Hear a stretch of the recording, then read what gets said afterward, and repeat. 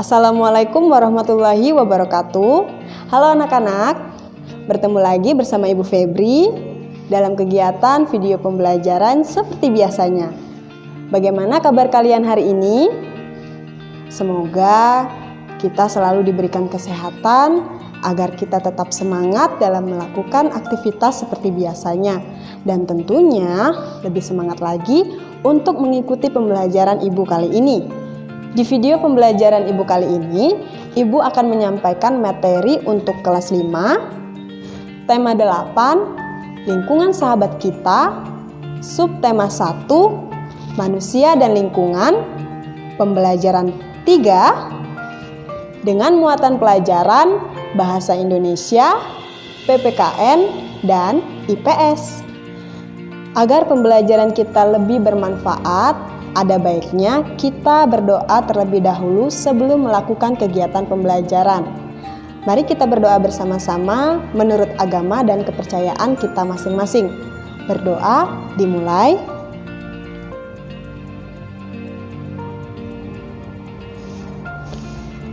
Berdoa selesai. Nah, anak-anak, hari ini kita akan belajar tentang 1. Peristiwa atau tindakan pada teks. 2. Keragaman sosial budaya di Indonesia.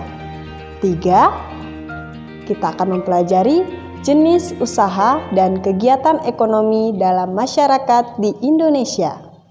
Kemudian, dari materi pembelajaran yang kita pelajari tersebut, maka tujuan pembelajaran yang harus kita capai yaitu 1. Melalui kegiatan berdiskusi, siswa mampu mengidentifikasi peristiwa pada teks. 2. Melalui kegiatan pengamatan, siswa mampu mengidentifikasi keragaman sosial budaya masyarakat Indonesia. 3. Melalui kegiatan mengamati, siswa mampu menunjukkan sikap toleransi yang dapat dilakukan dalam keragaman sosial budaya di Indonesia. 4. Melalui kegiatan mengamati, siswa mampu mengidentifikasi jenis-jenis usaha dan kegiatan ekonomi masyarakat Indonesia. Baik anak-anak Ibu yang pintar, seperti biasanya, sebelum kita memasuki pembelajaran, ada baiknya kalian menyiapkan alat tulis kalian, kemudian buku tulis, dan yang paling utama, buku tema 8-nya ya. Jika sudah disiapkan, mari kita langsung mengikuti pembelajaran berikut ini. Anak-anak, pasti kalian sudah tahu bukan bahwa Indonesia ini beragam sekali. Contohnya beragam suku, beragam agama, maupun beragam budaya. Nah, di sini kita akan mempelajari tentang keragaman budayanya. Kenapa sih hal itu bisa terjadi di Indonesia? Jadi, hal itu bisa terjadi karena masyarakat di Indonesia selalu memiliki keunikan-keunikan yang beragam di setiap daerahnya masing-masing. Sebagai contoh, ada rumah adat yang bernama rumah betang. Nah, sebenarnya rumah betang itu berasal dari daerah mana ya? Kemudian, apa sih keunikan yang terdapat di rumah betang tersebut? Untuk menjawab pertanyaan-pertanyaan itu, mari kita menyimak bacaan teks berikut ini yang berjudul Rumah Betang Uluk Palin. Rumah Betang Uluk Palin. Rumah betang atau rumah panjang Uluk Palin terletak di Kapuas Hulu, Kalimantan Barat. Rumah betang ini berukuran panjang 268 meter, tinggi 5-6 meter, dan memiliki 53 bilik rumah. Menurut data pada tahun 2007, rumah betang Uluk Palin dihuni lebih dari 500 jiwa yang terdiri atas sekitar 130 kepala keluarga. Tidak diketahui persis pada tahun berapa rumah betang ini pertama kali dibangun. Namun, diperkirakan rumah ini pertama kali didirikan oleh komunitas Tamambaloh Apalin pada tahun 1800-an. Kemudian, rumah betang ini pernah diperbaiki pada 1940-an karena kebakaran. Rumah betang ini juga telah 3 kali berpindah lokasi karena menyesuaikan dengan perubahan alur Sungai Uluk dan Sungai Nyabau akibat erosi. Dalam tradisi Dayak, rumah betang dan hutan adalah pusat sekaligus bagian terpenting semesta kehidupan. Seperti jika kita mengucapkan kata kampung, pulang, rumah betanglah yang diingat oleh masyarakat Dayak. Bagi mereka, rumah betang juga merupakan pemersatu.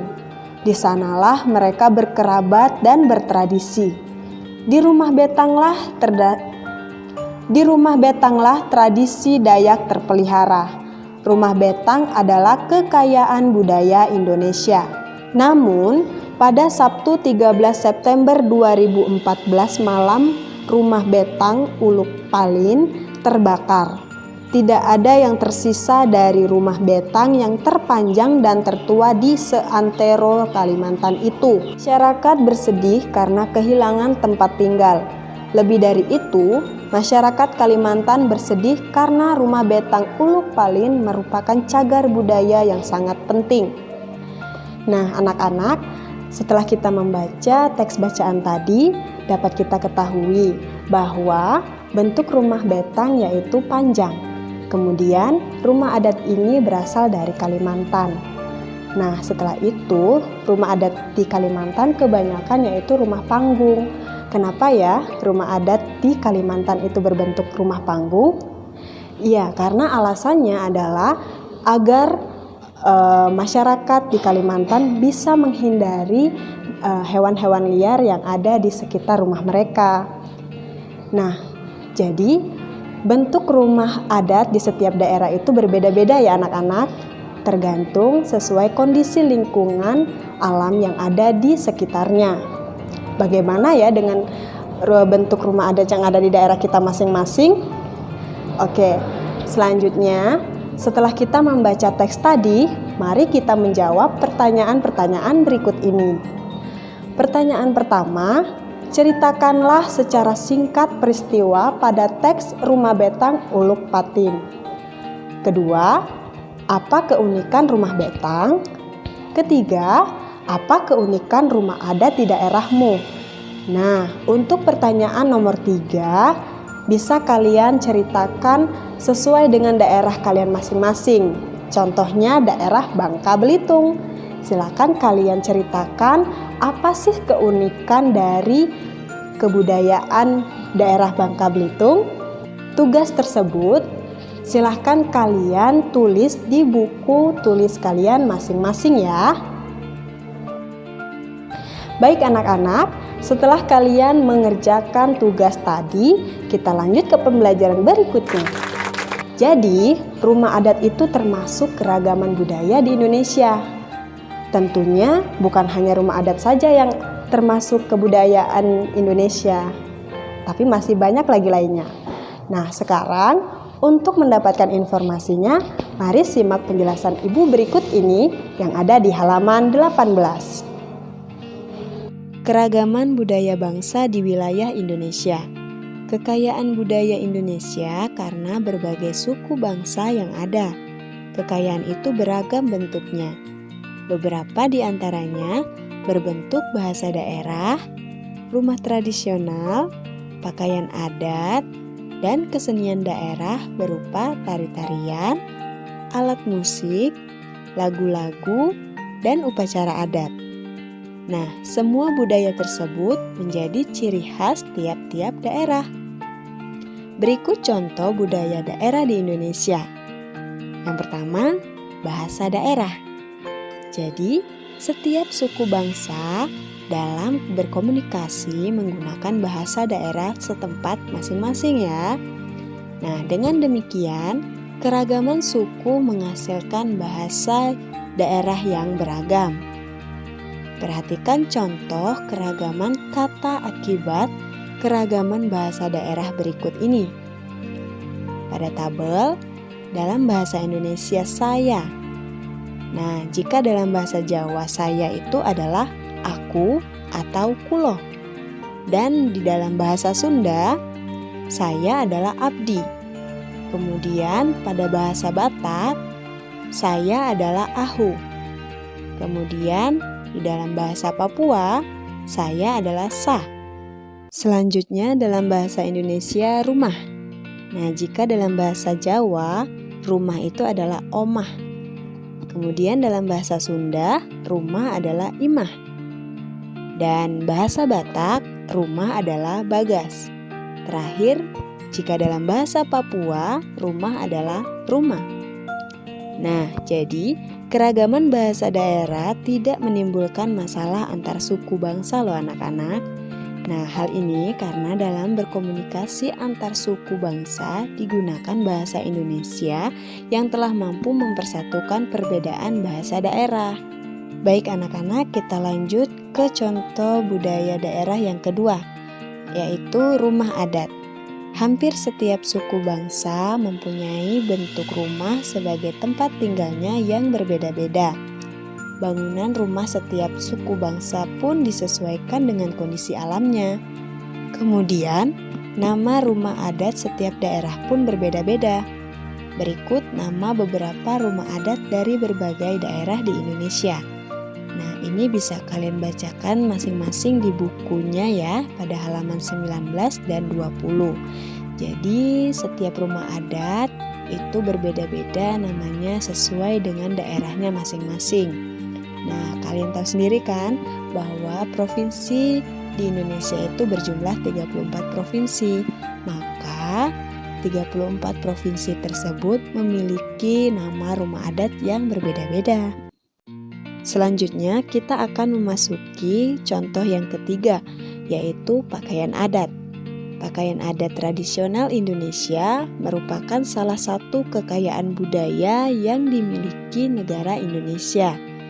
Banyaknya suku-suku dan provinsi yang ada di wilayah negara Indonesia, maka makin banyak pula baju adat yang dimiliki oleh setiap suku di seluruh provinsi Indonesia. Kemudian, pakaian adat di Indonesia itu memiliki ciri-ciri khusus dalam pembuatan ataupun dalam mengenakan pakaian adat tersebut.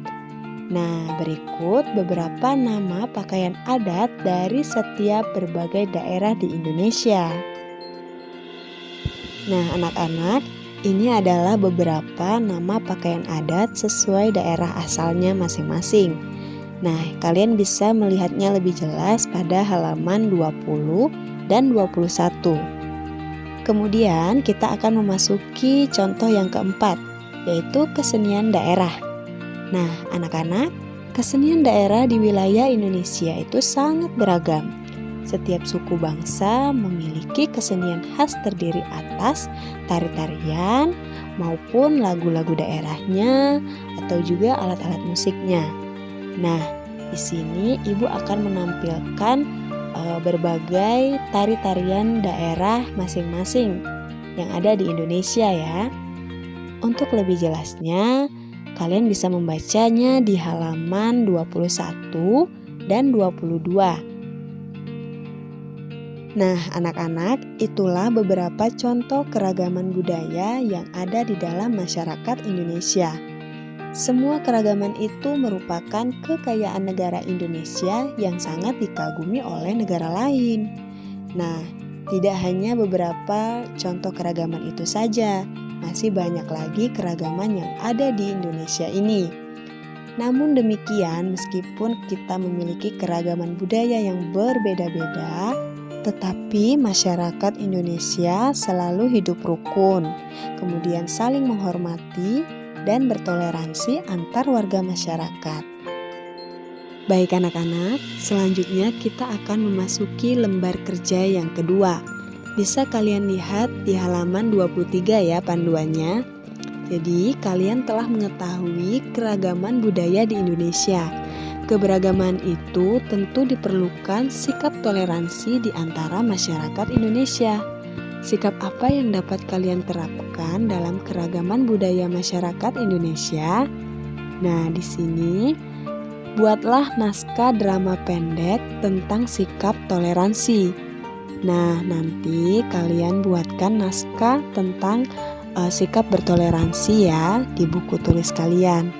Nah, nanti bisa kalian meminta bantuan kepada kedua orang tua kalian ataupun kakak-kakak kalian untuk membuat sebuah naskah drama pendek tersebut.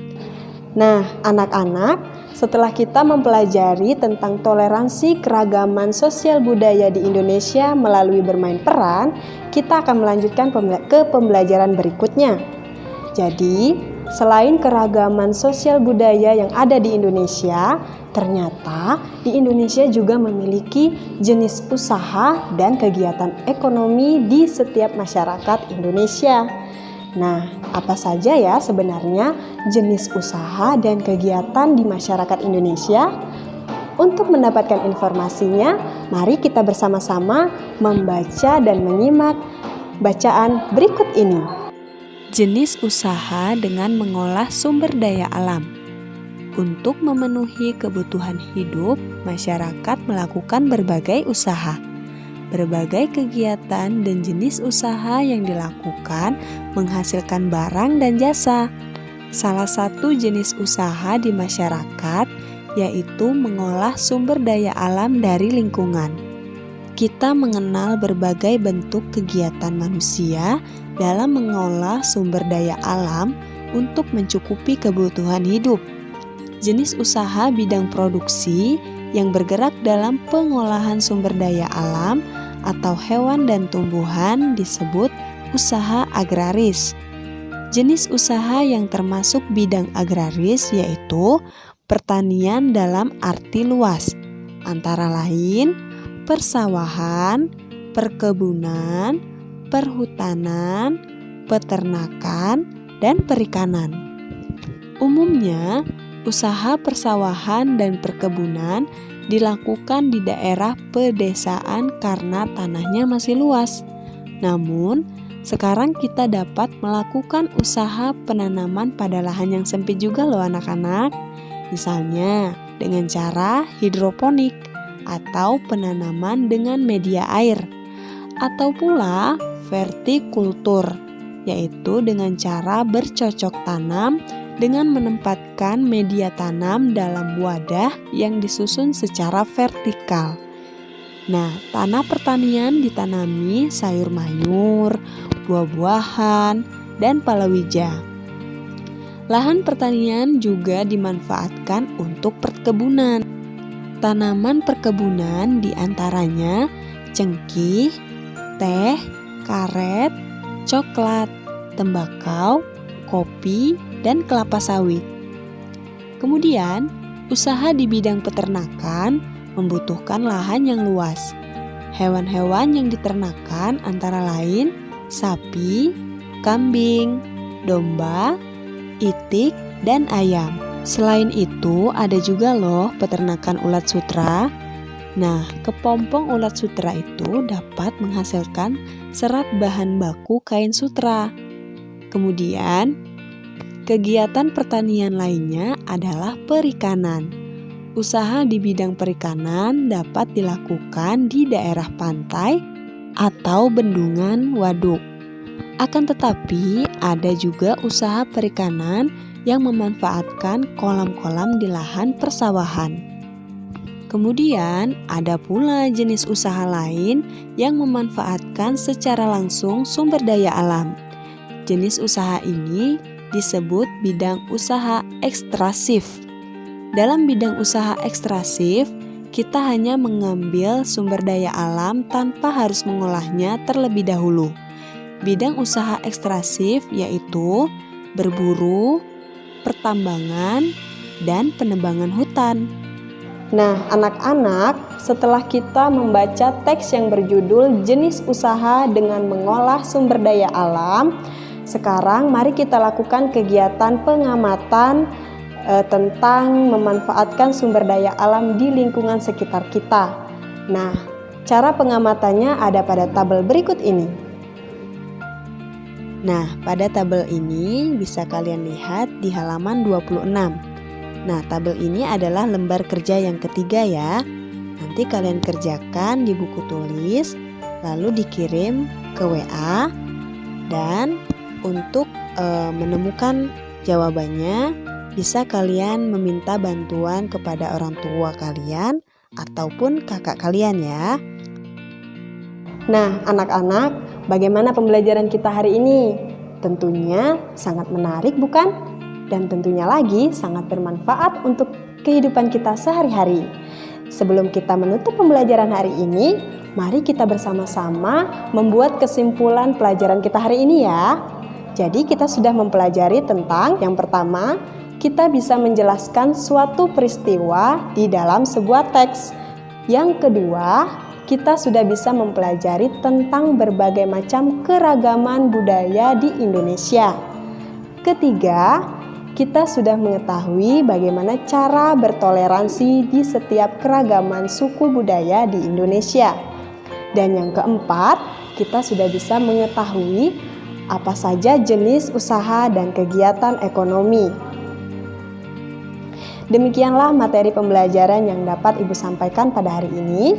Semoga materi pembelajaran yang Ibu sampaikan bisa bermanfaat bagi kalian semua dan tentunya bisa menambah ilmu pengetahuan bagi kalian. Jangan lupa untuk tetap jaga kesehatan dan selalu tetap semangat mengikuti pembelajaran. Dan jika ada kata-kata yang salah dari Ibu mohon maaf. Kemudian Ibu ucapkan wassalamualaikum warahmatullahi wabarakatuh.